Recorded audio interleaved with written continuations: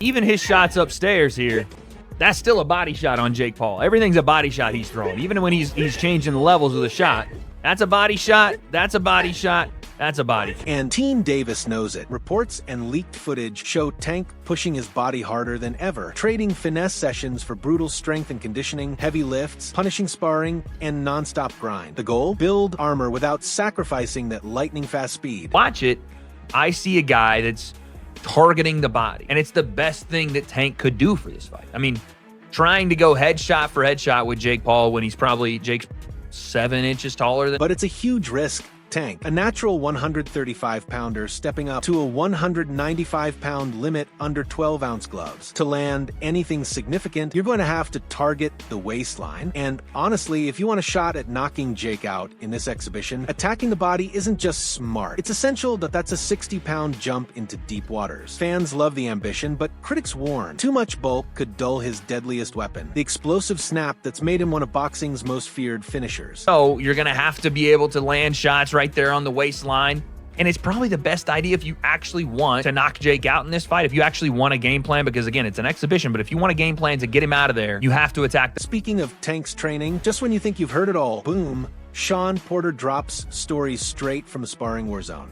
Porter said sparring Gervonta wasn't a learning experience, it was a confirmation. Translation, everything you think Tank can do, he actually does, and probably faster than you can blink. The man is a muscle-packed chess player, explosive power, IQ through the roof, and competitive like it's personal every single round. If Tank can make him miss, get inside, work the body, make him pay there, head movement off center, pivot out, be slick, and do it again and again and again, that is when we could see a potential Tank Davis. Porter literally said his heart was smiling while sparring him when a former world champ says that, you know, Tank's built different. And Porter wasn't just hyping his power, he praised his mind. Tank's boxing IQ often goes unnoticed because he's not the most talkative guy, but inside the ring, he's like a human algorithm, breaking opponents down round by round. Porter admitted it. Tank may be a slow starter, but once he flips that switch, it's game over.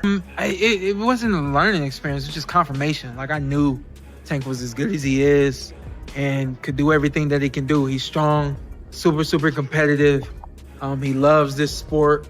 And, you know, he has all of the recipes to be everything that he's been. You could almost hear Porter saying, good luck outsmarting that. It's like playing chess against someone who invented the board. After Porter's ringside confession, Wade Plemons steps in like a lab tech with receipts. He points out how little insight comes from Jake's camp. You can practically feel the lid on it. But that single Ray Ford clip tells a story. Wade highlights subtle coaching cues. High guard body work, slips, then flips the camera to Tank's bag work. Relentless body shots, level changes, hooks to uppercuts. Explosive with power. I mean, it just goes on and on and on. I saw all that right live in action with him. And the funny thing was, you know, because of our size differential and because I was at the end of my camp, to me, it was just, let me get in here and get these rounds in. But along the way, my heart was smiling. I'm like, yep, he's everything I thought he. I love the leap Wade makes from film study to strategy. You don't need to shout to see the blueprint. Tank's rehearsing ways to make a bigger man uncomfortable in the clinch, pinning hands, popping the chin, countering when Jake leans on his right hand. Wade's breakdown of Jake's feet, his tendency to get wide and off balance when loading up, is the kind of detail Tank's camp is circling in red. Let me be blunt. If you're Jake and get caught flat-foot on tape, that's not a glitch. It's a neon sign saying, punch me here. This clip right here. Jake Paul doing some work with Ray Ford. Ray Ford, an 18-1-1 super featherweight, only lost to Nick Ball, where, there's music playing, so I can't really put it out there, but I'm not exactly sure what they're going over. Jake looks to his team. He's like, maybe I got to get my head off center line more. And then Ray puts like the high guard up, like, hey, when you're here, when you're here, don't even do that. And go to the body. We all know Tank isn't just throwing pretty combos. Wade nails the point. Tank targets sequences that punish heavier punchers when they overextend, clinch, overhook, uppercut, explode. Wade teases two plausible endings. Either Jake uses his mass perfectly for controlled pressure, or Tank times a counter, clips him off balance, and the KO bonus becomes real payday. We bet on Tank's precision and timing over random power any day. But Wade's the realist. Either scenario is possible. It's tactical, gritty, and exactly the kind of matchup that makes boxing worth debating. Much bigger Tank looks. Now, again, he is a small, sleight of frame, statured individual to begin with. Tank is a very small guy. If you blinked, you might think this young man right here is Tank Davis. No, I'm playing. But Tank is, he's smaller, and this is why this fight is an exhibition and why it's a bit of a shot in the dark as to, why you even do something like this. But we all know it's a lot of money being involved, and XYZ both. Just when you thought Wade's comments had the boxing world buzzing, boom, Lamont Roach Sr. drops bombs of his own. He sat down and basically said, yeah, Tank's retired and we're the reason. Not just closing the book, shredding the contract, setting it on fire, and using the ashes to lace up his son's gloves. He talked about Tank breaching contracts, ghosting the rematch, leaving them hanging mid-camp like an R&B breakup. You could feel the mix of disappointment and we're good though energy. That classic vibe of a man who knows his fighter stock just rose while the other guy chills in exhibition land. Calm, confident, no extra talk. He wasn't bluffing. You see Jake, they're already, I love this. They're anticipating Jake in the clinch, looking to, again, put his body weight on Tank. Bigger man, use his size, lean on you, weigh on you. You see the post in the frame from Tank. Post frame, hold, bang. Lead hand up. Let's be real. Roach Sr. said they were supposed to fight in June, then August, then found out Tank bailed like the rest of us did online. Wild. Imagine mid-sparring, planning a legacy fight, then boom, Instagram breaks the news. Roach handled it classy. No tears, no drama, just pure confidence. He still has smoke for Tank, but he's focused on Cruz. When he said, "We retired Tank," that line will age like fine wine or instant regret, depending on December's result. He's moving like a man already writing his next chapter, while Tank reads the last one on vacation. Maybe retirement and people observing that he might be a little checked out, that probably more than that, we're not going to get it. We checked him out. So, if that's the case, we checked him out.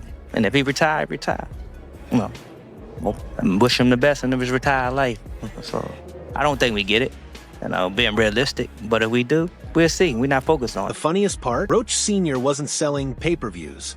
He spoke like someone who's already past the drama. You could hear it in his tone, that quiet flex of someone who's been through politics and contracts and still walked out smiling. That we don't chase, we replace attitude is pure respect. He basically said, if Tank's done, cool. We'll carry the torch. That's cold but clean. No trash talk, just confidence laced with reality. His son's fight with Pitbull Cruz isn't just another card. It's a chance to reshape how fans see the new generation. Pull it off at 140, and that we retired Tank line stops sounding like shade. It sounds like prophecy. If you had a chance to just run into him, what would you tell him? I got no words for Tank, to be honest with you. That ship sailed. Tank doing him, we doing us. It's nothing for me to talk. Like, he would listen anyway. So Tank beat and dances to his own drum and music. So we not worried about him, not worried speaking to him, not worried about him speaking to me. So yeah, that's where we're at. Tank locked in like a man possessed. Jake playing the mystery game. Roach Sr. stirring the pot with that we retired Tank energy. Boxing's entering that chaotic stretch where every quote, sparring clip, and rumor becomes part of the war. And honestly, that's what makes this sport beautiful: egos, timing, and truth colliding under bright lights. Jake's trying to prove muscle can match mastery. Tank's out to remind everyone why defense and IQ beat biceps every time. And guys like Roach Sr., they keep the sport spicy when the cameras stop rolling. Now, it's your turn. Who really has the edge? Drop your thoughts in the comments. Let's debate this like family. And don't forget to like, share, and subscribe to Knockout Narrative. See you in the next one. But Pitbull Cruz is the one, for us to go up fighting for a 30-pound championship, a 35-pound championship, now a 40-pound championship. It's rarely done, if ever, in like a 3-fight span. So we want to be one of the guys that leave a stain, a legacy in this